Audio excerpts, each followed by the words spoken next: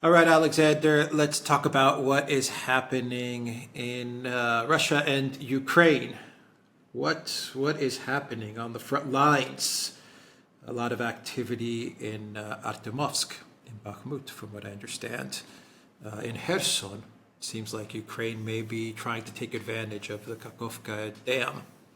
And we got a lot of activity there, but it also looks like the front lines are pretty stable as well. So Ukraine is trying to break through to get to the first line of Russian defenses, and they're throwing everything they've got to try and break through. It's expected, I would say. I mean, you got the NATO meeting in 11, 12 days, so I imagine we're going to see a very, very big push from Ukraine to try and make some gains. And we have the NATO meeting, which we could discuss. We had Duda and the Lithuanian president in Kiev. We have perhaps some more discussion, if you want, on Prigozhin, type of post-mortem debriefing on the whole Prigozhin incident. Shoigu seems like he's going about his business as we talked about in our last video. So I don't know, where do you want to start with? Well, let's start with the front lines, because I think you summed up the situation very well, actually. I think the situation on the front lines overall is stable. Now, what is happening is that, having been badly defeated in the main battlefront, which was the Zaporizhia region, where Ukraine was trying to break through, if you remember, to Melitopol and ultimately to the Sea of Azov, well, they still launch sporadic attacks there, but they're not really pushing hard there anymore. We've now begun to get a sense of the sheer scale of the disaster that they experienced on the 8th of June when they made their very big attack there. And the United States has now supplied them, or is going to supply them, with 45 additional Bradleys. That's 15 that they announced about a week ago, another 30 that they are going to supply now. So that's about 45 Bradleys in total. And it is increasingly looking as if they're replacing Bradleys one for one.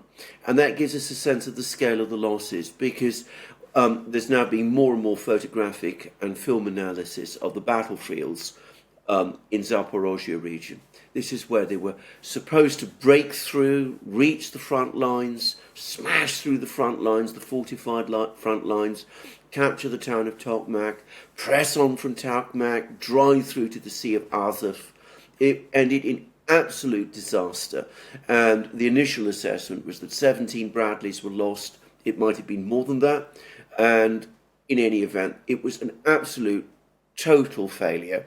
So they basically, it seems to me, given up there. They're still making attacks there, but I get the overall sense that the balance of their offensive, the weight of their offensive, has shifted from Zaporizhia region towards the Bakhmut area, to Artyomovsk, and they're trying to make more attacks there. They've been, again, suffering very, very heavy losses there. But it's important to say that the big Russian fortified lines, which were built in the autumn in this area, and which are, by the way, as strong as those in Zaporizhia region, that they are actually built to the east of Artyomovsk, to the east of Bakhmut, because obviously they were built before the offensive that the Wagner organization conducted, which resulted in the capture of Bakhmut in May. So the Russians are defending this area, and so far they've been defending it successfully, but they're doing it without, quite a long distance from their main fortified lines. So they're at a slightly weaker position than they are in the south, where they are closer to their fortified lines, and that, no doubt, in the south gives them some sort of advantage.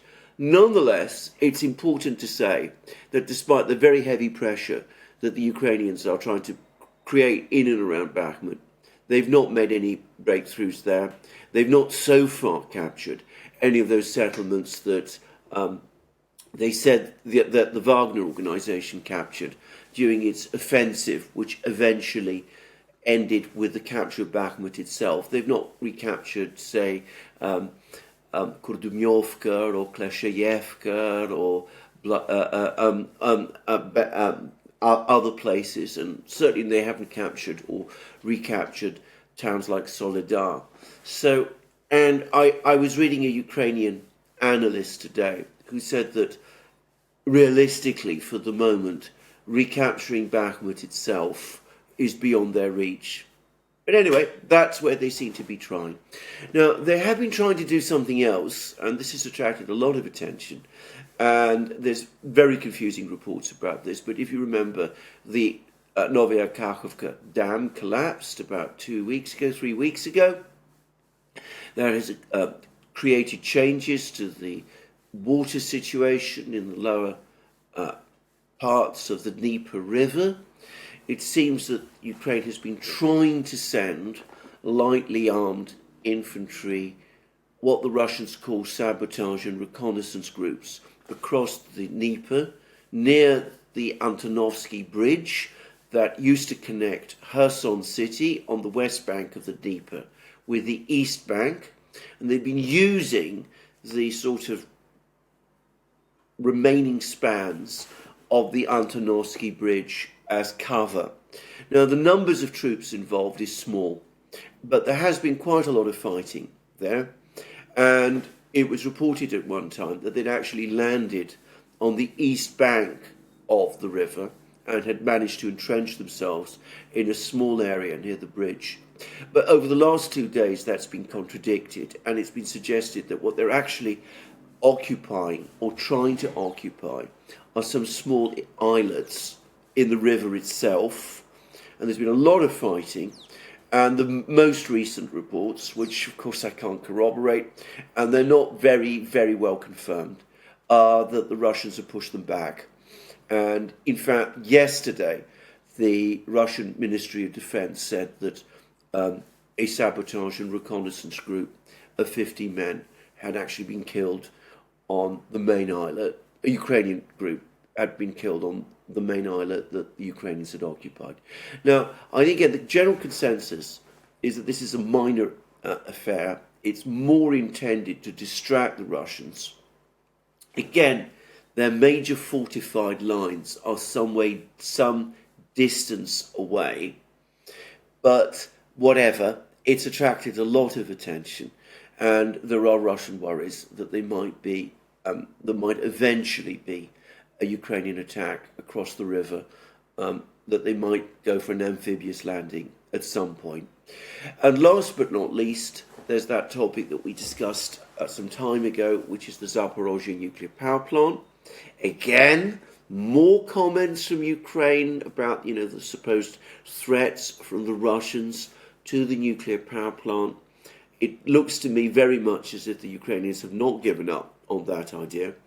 But Belitsky, who is the Russian governor of the Russian-controlled part of Zaporizhia region, he's now come out and said that it is impossible for Ukraine to actually capture the power plant. It is too well defended. And I think what he also means is that the Kakhovka reservoir, which has been largely drained of water, the ground is too soft. There simply isn't enough cover. It simply isn't realistic to try and send a raiding party across it. So overall, the story is of a very violent and bloody stalemate. It's exactly what you said. It's utterly predictable, given that the Ukrainians were unable to break through. They can't call off the offensive. They're continuing to engage in this hard grind. They're not breaking through so far in any one place. They're constantly trying. It doesn't look as if they're going to achieve any big breakthrough, but they are trying to achieve at least something ahead of the Vilnius summit, and by all accounts, they're suffering very, very heavy losses indeed in doing it. Yeah, Bakhmut kind of makes sense if you're trying to think like Zelensky, in that you've got 12 days, and what's probably the most talked about media area that you could go after, the most media-friendly area that you can go after in order to get the headlines moving, it would be Bakhmut. I mean, if you can't get to Zaporizhia, if you can't do something, the ZMPP, a false flag, it absolutely makes sense that your next option would be to try and make some gains in Bakhmut. The collective West media can really run with stories about Bakhmut. You know, Ukraine retakes Bakhmut. 8 months of Russian fighting to take Bakhmut, Ukraine takes it in 2 months or a month or whatever. Yeah. Whatever headlines they put out. It does make sense that they would they would try to make a really big push in that direction to gain something before they sit down in Vilnius and discuss whatever they're going to discuss at the NATO meeting. Absolutely, and of course the other point is that of course the Russians haven't had time to consolidate in that area. I mean, they haven't had time to build big fortifications or those sort of things west of Artyomivsk, you know, the former Bakhmut. They haven't had time to capture villages like Ivanivska and Khromovo, which are very close to Artyomivsk, the former Bakhmut. And that has affected their ability to defend their operations, because, as I said, their fortified lines, their big fortified lines, are further east. But so far, and it must be said this, you know, the Ukrainians have made many attempts in this area. The weight of their forces seems to be concentrated in this area.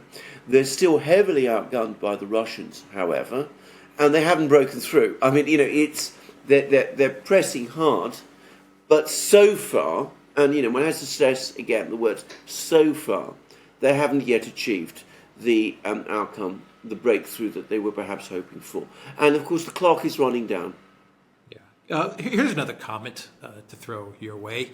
I imagine that someone like Surovikin, given what we know about his initial plans for Bakhmut, I imagine that Surovikin would not be so upset at the fact that Ukraine is now refocused on Bakhmut again. I imagine for someone like Surovikin, he's probably like, you know, this is great. I mean, I can continue with my initial plans that I had with Bakhmut as far as grinding down the Ukraine military. And since we're talking about Surovikin, interesting fake news rumors from the Moscow Times, the New York Times, and then it was picked up by the Guardian and the BBC and all kinds of other publications about Surovikin. Obviously, I think we all know what the game plan is from the Biden White House, the collective West, and the U.S. intel agencies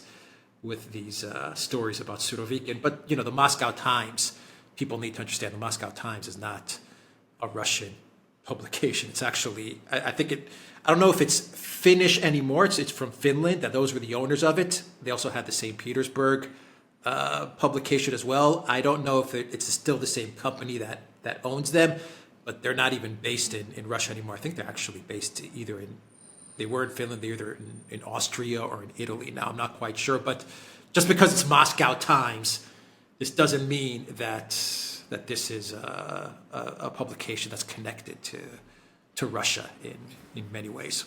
Oh, absolutely not. And I mean, you're absolutely right. I mean, I'd heard it was the Netherlands, but I mean, whatever it is, it's a Western-based, and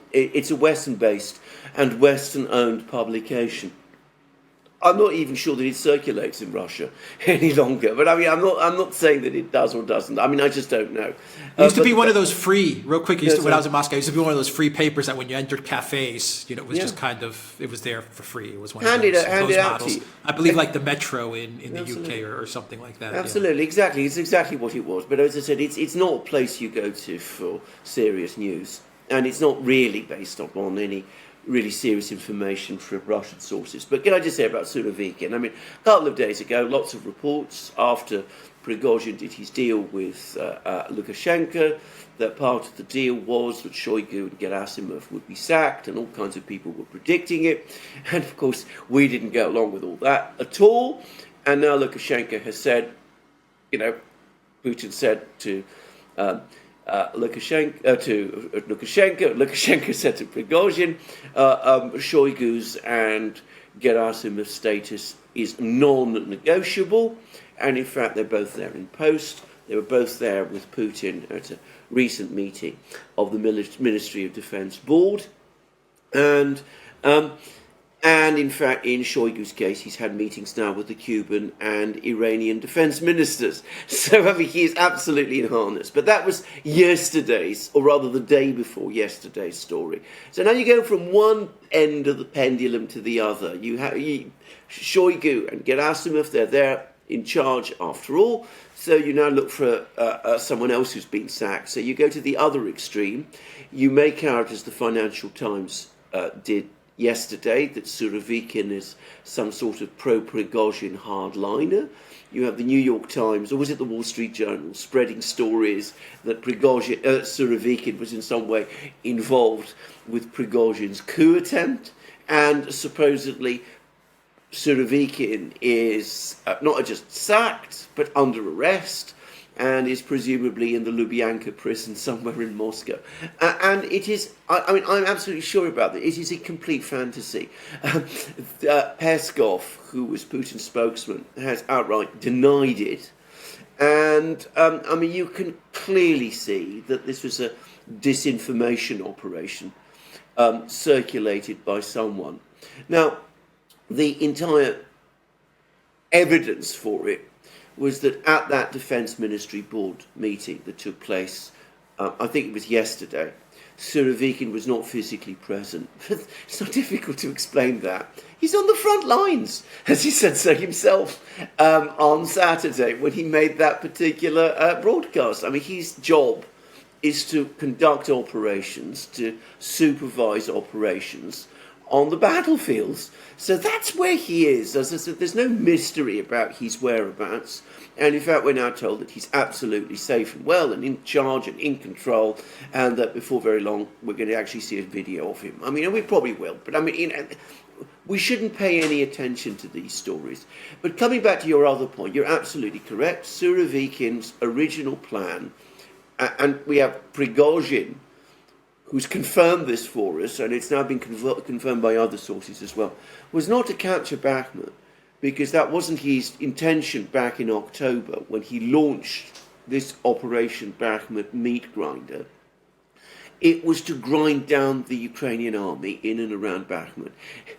What happened was that Prigozhin himself went, and the Wagner group, went beyond Surovikin's instructions and pressed forward until Bakhmut was captured. Now, you know, there's lots of speculations about why they did that. Maybe they did decide after a while that, you know, it was within their reach, so why wouldn't they do it? There's other speculations that Prigozhin wanted to capture Bakhmut because it was going to establish his reputation and it would provide him with the base upon which he would launch his bid for influence and power in Moscow. We don't need to go there because we just don't have enough information about this. But you're absolutely correct as far as Surovikin is concerned. If the Ukrainians want to reactivate Operation Bakhmut Meat Grinder, well, I'm sure that's fine for him. I mean, on the one hand, I mean, I think it would be an embarrassment if the Russians had to pull out of Bakhmut again, or Artyomovsk again. Though it should be stressed that the Ukrainians at the moment are saying that they don't actually intend to try to recapture the town. They understand that it's too difficult. But anyway, but if they do, and one should perhaps place too much weight on what the Ukrainians are saying, but if they do, then all I can say is it's playing again directly into Surovikin's hands. He said right back in October what his objective was. It wasn't capture territory. It wasn't to conduct big arrow offensives. It was to build fortified lines, create large reserves, and grind the Ukrainians down. And he's been doing that successfully ever since October. And you can see how his strategy is working. Yeah. Okay. What do you make of the Belgorod front? There's some talk about Ukraine also looking towards Belgorod again, maybe as a distraction. Is it something more than that?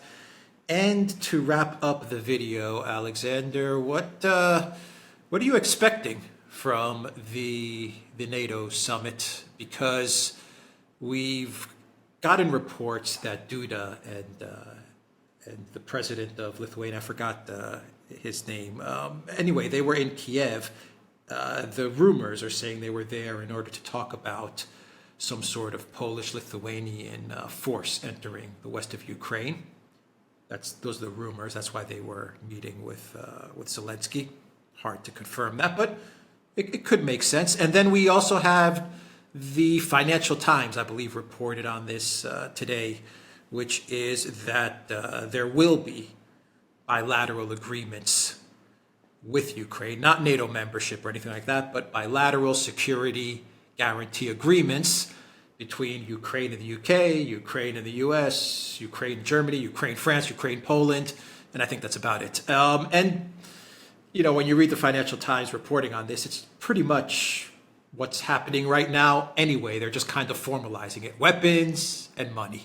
There's nothing more to it, but I guess they're putting it down on paper. They're codifying it. Okay, whatever, that's fine. What are your thoughts on this to wrap up the video? Right, briefly, I mean, the reason the Poles and the Lithuanians are coming to Kiev is because it's now absolutely clear that Ukraine is not going to get NATO membership at Vilnius, or even a promise of NATO membership in any acceptable time frame in Vilnius, and perhaps equally, perhaps even more shockingly for Ukraine, it's not going to get a quick pathway towards EU membership either.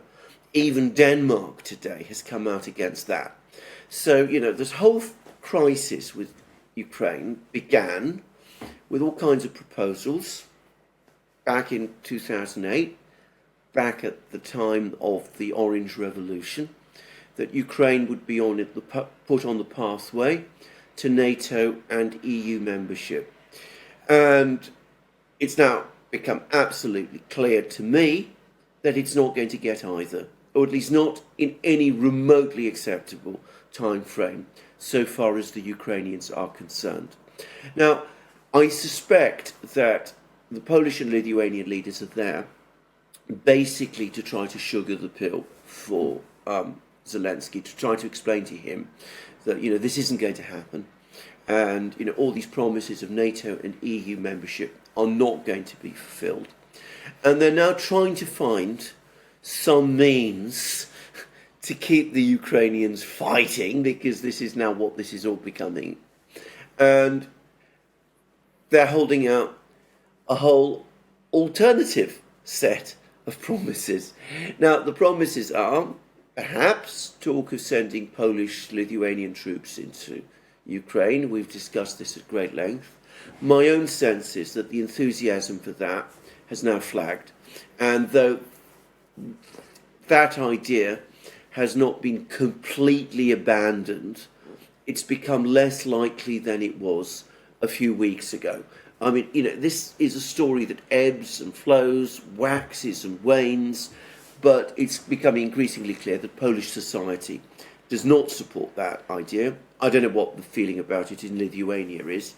And on top of everything else, they must be increasingly worried about the growing Russian build-up in Belarus. Now, I'm not talking here about the Wagner fighters, whom I don't think Lukashenko trusts, you know, the ones that are going to follow Prigozhin into Belarus. I don't think he trusts them. I certainly don't think that he sees them as troops that he can rely on. I'm pretty sure that they're going to be decanted somewhere else before very long, conceivably to Africa. There's talk about them all being sent back to Africa to do whatever they did there, along with Prigozhin himself, by the way. But it's clear that more Russian troops are entering Belarus, and nuclear weapons have now been, Russian nuclear weapons have apparently now arrived in Belarus. So I think there is that concern. So, you know, with all of this going on, I think the Poles and the Lithuanians do not want to get drawn into this war. Some people perhaps still do, but I think overall the mood has swung against that idea. So what's left? this very vague talk of some kind of security assurances to Ukraine, some kind of guarantees. Now, the problem is, what are these assurances going to amount to? Is it going to be a treaty? Almost certainly not. So it's not a treaty. It's some kind of a promise. A promise to do what, however? To send troops into Ukraine in the event that Ukraine is attacked? Hardly. So it's exactly what you said. It's essentially doing what they're doing now. Except, of course, that, Blinken wants to go much further. He's talking about supporting Ukraine in the same way that the United States supports Israel. But of course, Israel has its own backstops because it's a nuclear weapons power, which up to this point Ukraine is not. I mean, are they prepared to go to the point of allowing Ukraine to acquire nuclear weapons? That would be an incredible escalation. I don't believe they're prepared to go that far. And of course, ultimately, always with these things, there is the other issue, which is what do the Russians think of all of this? And I would be extremely surprised, in my opinion, if the Russians, with the war going their way, are going to be happy with long-term security guarantees of that nature, which do not in some way also involve themselves. The Russians will undoubtedly insist that if there's going to be security guarantees offered to Ukraine, or some sort of security promises, let's not call them guarantees, to Ukraine, it has to be done as part of some kind of global settlement. And that means returning to something like the framework that was almost agreed in Istanbul last March, which gives the Russians, for example, rights of veto over troop deployments. And I think what the Russians will say is, if you don't do that, if you're not prepared to go that far, then we will simply continue the war. We are winning. We are confident eventually that we will win. You clearly don't want the war to begin, to go on indefinitely in that kind of way. So, in light of that, if you really want the war to end, you must water down whatever ideas you've got at the moment. Now, a very important and well-connected British commentator called Roger Boys has written in the London Times. Now, I've been following Roger Boys for years. I should say that as an analyst, I don't consider him a particularly good analyst on international affairs. As somebody who reflects the thinking of the British government, I think he is extremely close to the thinking of the British government, and most probably, I mean, I don't know this for a fact, but most probably he has contacts there. And he also is now talking about some need to freeze the conflict on Korean lines and to come to some kind of deal with the Russians. And he's talking about the Americans and the Russians starting negotiations, perhaps in the fall, to try to find some kind of compromise. And that would mean, of course, Russia partitioning Ukraine. I mean, a partitioning of Ukraine. Now, I don't think we are going to see any kind of agreement of any sort this year. And what this is starting to look to me a bit like is the agreement that was reached in 1968 between the United States and North Vietnam to begin negotiations in Paris.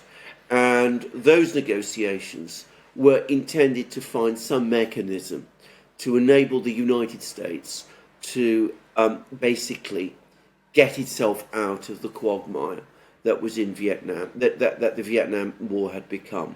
So it was, in a way, a kind of bridge to that. And those negotiations went on for 4 years, and they were incredibly difficult. But eventually, a deal was done, and the United States did withdraw from Vietnam. And, there was, again, lots of talk about assurances to South Vietnam and weapons supplies to South Vietnam and all kinds of things of that kind. The reality was that American support for Vietnam, South Vietnam, was massively scaled down after the Paris agreements were reached, all the American troops withdrew, and within a few years, South Vietnam collapsed. So it's more, I think, that kind of negotiation that we are going to see. A long, difficult negotiation between the Americans and the Russians, with the Russians holding out for their major objectives, even as the war grinds on, and even as the Russians steadily accumulate advantages in the fighting. So I think that's basically the scenario we're looking at now. I think that the big hope that Ukraine would achieve a breakthrough has now gone. And I think the last hope, which is that there would be some kind of crisis in Russia, which might have been revived by the Prigozhin affair. I think that the more the US has looked at this, I think they're starting to realize that, in fact, the Prigozhin affair has not weakened the government in Moscow. It's actually strengthened it. Yeah. Isn't it interesting that the collective West is fixated on Shoigu, Gerasimov, and now Surovikin, and they never talk about Zaluzhny?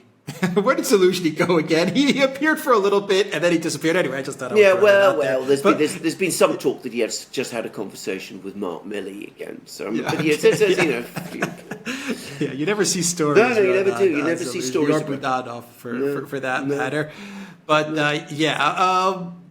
real quick, inside Ukraine, Zelensky, his support, he's not going to get the NATO membership. That's how it looks, at least. No. He's not going to get the EU membership. No. That's how it looks. We could always be surprised, but he's not going to get that either. The US is trying to figure out a way to get out of this this mess, even though momentum is pulling them more into this mess than out of it. But you know, that's the way it goes. What happens to Zelensky? What happens to the people of Ukraine, the military, the citizens who have been promised the membership of the European Union, the membership of NATO, all of these big things that Zelensky's been promising them? What happens there? Well, eventually they're going to wake up and feel betrayed. I mean, it's only a question of time. I don't know how long that's going to take. We're still in a war. Some of them continue to be very, very inflamed and determined to continue the struggle. I get the sense that an awful lot of others are much less keen. You've all seen the pictures of people being rounded up in the streets and bundled off to the front lines. There's more and more reports that losses are far higher than Ukraine is admitting to. But it's all been done on the story that, if Ukraine keeps on fighting, it's battling for the West, battling for human civilization, Western civilization, against the Eurasian hordes, and that the reward Ukraine will eventually get is full integration with the West. And now that looks increasingly like it's not going to happen. So I think they'll feel betrayed and they'll feel they were used, just as the Chechens feel it. Yeah. All right. We'll end it there. TheDuran.locals.com. We are Rumble, ODYSEE, BitChute, and Telegram. And go to the Duran shop. 10% off. Use the code GOODDAY. Take care.